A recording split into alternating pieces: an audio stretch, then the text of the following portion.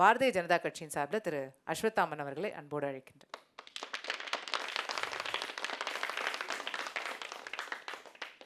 நெறியால் சகோதரி சொன்னாங்க, Tamil Nadu versus NDA என்று ஸ்டாலின் அவர்கள் பிரச்சாரத்தை முன்னெடுத்திருக்கிறார்.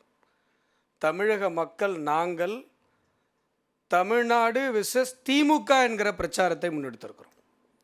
ஏனென்று சொன்னால், அதே போல் முதலமைச்சர் சொன்னார், தமிழ்நாடு போராடும், தமிழ்நாடு வெல்லும் அப்படின்னு சொன்னார். தமிழ்நாடு போராடி கொண்டு தான் இருக்கிறது. திமுகவிற்கு எதிரான போராட்டத்தில் தமிழ்நாடு போராடி கொண்டிருக்கிறது.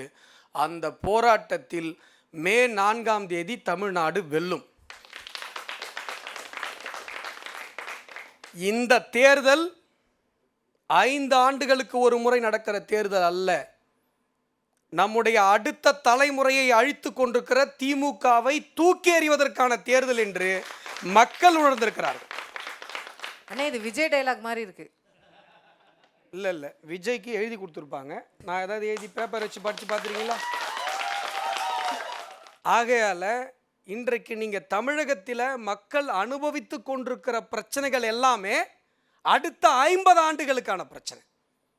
கஞ்சா பரவல், போதைப் பொருள் பரவல், இளைஞர்கள், பள்ளி மாணவர்கள், பள்ளி மாணவிகள், இவ்வளவு சின்ன ஷார்ட் ஸ்பேன் ஆஃப் டைமில் எப்படி தமிழகத்தில் இவ்வளவு போதைப் பொருள் பரவல் வந்தது?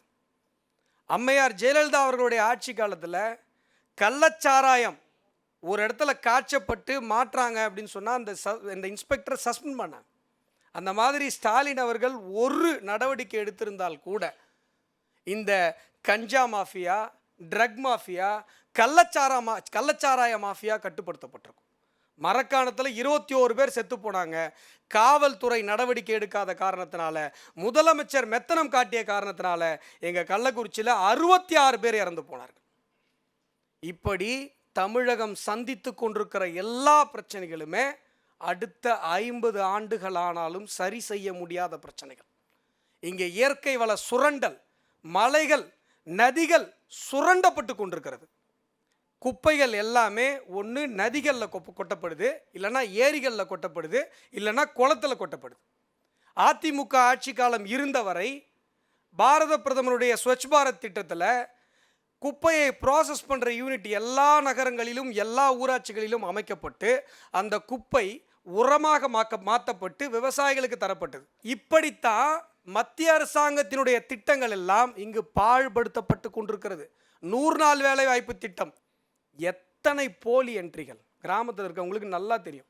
திமுகவினுடைய ஒன்றிய பொறுப்பில் இருப்பவர்கள் அவங்க கொடுக்குற லிஸ்ட்டு தான் 100 நாள் வேலைவாய்ப்பு திட்டத்தில் சம்பளமே வாங்க முடியும். ஆனால் அவங்க வேலை செய்ய வேண்டிய அவசியம் இல்லை.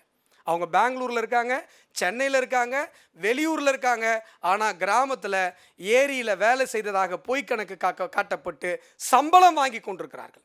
இதெல்லாம் வெளிப்படையாக தெரிகிற விஷயம், யாராலையும் மறுக்க முடியாது. கிராமத்தில் சொல்லுவாங்க, சாமி வரம் கொடுத்தாலும் பூசாரி பிடிங்கிட்டு போயிடுதுன்னு. மத்திய அரசு என்கிற சாமி கொடுத்தாலும் திமுக என்கிற திருட்டு பூசாரி இங்கு திருடி கொண்டிருக்கிறது. அதை மாற்ற வேண்டும் என்று தமிழக மக்கள் நாங்கள் முடிவு செய்திருக்கிறோம். திமுகலேருந்து அண்ணன் அழகாக பேசுவாங்க, நல்லா அழகாக பேசுவாங்க. உதயசூரியனுக்கு தான் மார்க்கெட்டிங் பண்ணுறாரு ஒழிய, சார் அது சின்ன சார், அது ஒரு சிம்பிள், அவ்வளோதான். நீங்கள் என்ன 5 வருஷம் திட்டம் பண்ணீங்கன்னு தானே நாங்கள் கேட்குறோம். நாங்கள் எல்லாம் தமிழர்கள் எல்லாம் சூரியனை கும்பிட்றவங்க தான். ஆனால் நீங்கள் அதை கும்பிட்றதை ஒத்துக்க மாட்டீங்க. அதனால் சூரியனுக்கு மார்க்கெட் பண்ணுறதை விட்டு 5 வருஷம் நீங்கள் என்ன பண்ணீங்க? அவர் பேசுனதெல்லாம் நீங்கள் நல்லா ஆழமாக கவனிச்சிங்கன்னா, மத அரசியல், சாதி அரசியல். அவர் சொல்கிறாரு, லீமா ரோஸ் நிற்கிறாங்களே அந்த பக்கம் ஜோசப் விஜய் தானே மத அரசியல். இப்படிலாம் எங்களுக்கு யோசிக்கவே தெரியாது. திமுக மதம், சாதி. இங்கே வர்றதுக்கு முன்னாடி ஒரு வீடியோ பார்த்தேன், திமுகவுடைய எம்பி பேசுகிறார், வன்னியர் சமூகத்தை தவிர மற்ற சமூக மக்களில் காலில் விழுந்து நான் கேட்டுக்கொள்கிறேன், எங்களுக்கு மட்டும்தான் நீங்கள் ஓட்டு போடணும். எங்கு பார்த்தாலும் அங்கே கூட்டணி கட்சி, அங்கே பண்ருட்டியில் ஒருத்தர் வேட்பாளராக போட்டிருக்காங்க, விசிகாவில். சொல்கிறாரு, இஸ்லாமியர்களுக்கு பட்டியல் சமூக பெருமக்களால் தான் பாதிப்பு பேசுகிறார். அப்போது விசிகா இஸ்லாமியர்கள் பக்கம் நிற்க போகிறதா, பட்டியல் சமூக மக்கள் பக்கம் நிற்க போகிறதா? ஏன்னா அவங்க வேட்பாளர் சொன்ன வார்த்தை. இப்படி எங்கு பார்த்தாலும் மதவாத அரசியல், சாதி அரசியல், இது அவர்களது இரத்தத்தில் ஊறியதாக இருக்கிறது. நான் மறுபடியும் சொல்கிறேன், அண்ணா திராவிடம் வேறு, ஈவேரா திராவிடம் வேறு. அண்ணா திராவிடம் இன்றைக்கு அதிமுகவில் இருக்கிறது. எம்ஜிஆர் அவர்கள் எடுத்து விட்டார். அவர் அண்ணா திராவிடத்திற்காகத்தான் அதிமுகவை ஆரம்பித்தார். நீங்கள் அண்ணா திராவிடத்தை பேசவில்லை. பிள்ளையாரையும் உடைக்க மாட்டேன், பிள்ளையாருக்கு தேங்காயும் உடைக்க மாட்டேங்கிறது அண்ணா திராவிடம். பிள்ளையாரை உடைப்பங்கிறது ஈவேராவுடைய திராவிடம். ஈவேராவுடைய திராவிடத்தை திமுக பேசுகிறது, அண்ணா திராவிடத்தை அதிமுக பேசுகிறது. இன்னொரு சொன்னார், எங்களுக்கு ஃபண்டே வர மாட்டேங்குதுங்க, ஃபண்டே வர மாட்டேங்குது. இந்த ஆட்சி 5 வருஷத்தில் திமுக ஒரு தொடர்ச்சியாக செய்த ஒரு விஷயம் என்ன தெரியுங்களா? பஞ்சப்பாட்டு பாடுவது. திமுக என்றால் பஞ்சப்பாட்டு திமுக. எந்த ஃபண்டு வரல, ஜிஎஸ்டி வரல. ஜிஎஸ்டி நிலுவை. என்ன நிலுவை? 1ஆம் தேதி மாத வாடகை வரும், 20ஆம் தேதி போய் நீங்கள் 20 நாள் வாடகை பாக்கின்னு சொல்லி உங்கள் ஓனர் சொல்கிறாரு அப்படின்னு சொன்னால் உண்மை.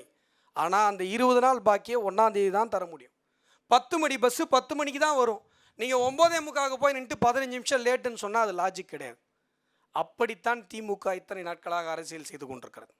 நாம் 1 ரூபா டேக்ஸ் கட்டினா 29 காசு அதுதான் மாநிலத்துக்கு வருதுன்னு சொல்கிறாங்க. நீங்கள் கணக்கு எடுத்து பாருங்கள். நம்ம 1 ரூபா டேக்ஸ் கட்டும் போதே 50 காசு மாநில அரசுக்கு, 50 காசு மத்திய அரசிற்கு. அந்த மத்திய அரசிற்கு போகிற அந்த 50 காசுலையும் 31, அதாவது 41%, 29 காசை மட்டும் வச்சுக்கிட்டு 71 காசுகளை மாநில அரசுக்கு மத்திய அரசாங்கம் தந்து கொண்டிருக்கிறது. அடுத்ததாக இவங்க சொல்கிறாங்க, ஹிந்தி படித்தாதான் நாங்கள் ஃபண்டு தருவோம்னு சொல்லி மத்திய அரசு சொல்லுது. எஸ்எஸ்ஏ ஸ்கீம் என்ன சொல்லுது?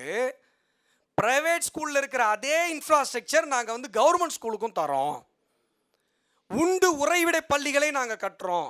சன்ஷைன் ஸ்கூலில் எப்படி இருக்கிறதோ திமுக காரங்க நடத்துகிற பள்ளிக்கூடம், எவாவேலு அவர்கள் நடத்துகிற பள்ளிக்கூடம் எப்படி இருக்கிறதோ அப்படிப்பட்ட ஒரு குவாலிட்டி ஆஃப் எஜுகேஷனை நாங்கள் ஏழை மாணவர்களுக்கு இலவசமாக தருகிறோம். நீங்கள் பள்ளிக்கூடத்தை கட்டுங்க அப்படின்னு சொல்லி காசு கொடுக்குறோம், 2000 கோடி.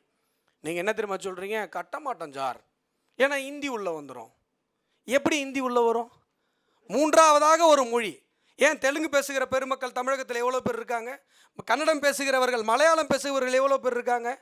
ஏன் உருது பள்ளிக்கூடங்களை இதே திமுக நடத்தலையா? அங்கே உங்கள் 3 மொழி கொள்கை எங்கே போச்சு? அரசு உருது பள்ளிகள் நடத்தப்பட்டு கொண்டிருக்கிறதா இல்லையா? என்ன இது பேச்சு? அடுத்து நம்ம தங்கச்சிக்கு வரேன், நாம் தமிழர். நல்ல கொள்கை, நல்லா நீங்கள் பேசுகிறீங்க, சுயசார்பு பேசுகிறீங்க, நீங்கள் ஏஐ யூஸ் பண்ணி வீடியோ போடுறீங்க, நல்லா இருக்குது தங்கச்சி. ஆனால் நாங்கள் உண்மையிலே பண்ணிகிட்டு இருக்கோமேம்மா, அதை உங்கள் ஏஐ வீடியோவை நாங்கள் ஏன் பார்க்கணும்?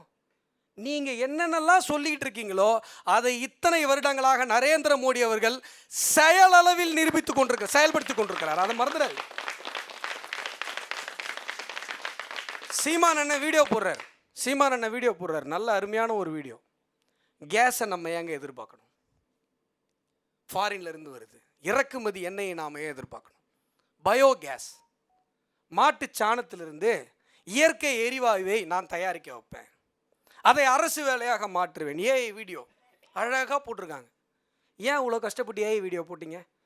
பாரத பிரதமர் நரேந்திர மோடி அவர்களது திட்டத்தில் கடன் வாங்கி கடலூர் மாவட்டத்தில் குழந்தை குப்பத்தில் விக்னேஸ்வரன் என்கிற ஒரு இளைஞன் மாதத்திற்கு 1600 மெட்ரிக் டன் பயோகேஸை தயாரித்து அம்பானிக்கும் அதானிக்கும் கொடுத்துட்டு இருக்கார். மத்திய அரசாங்கத்தோட திட்டம். உண்மையாக இருக்க வீடியோ போடுங்க.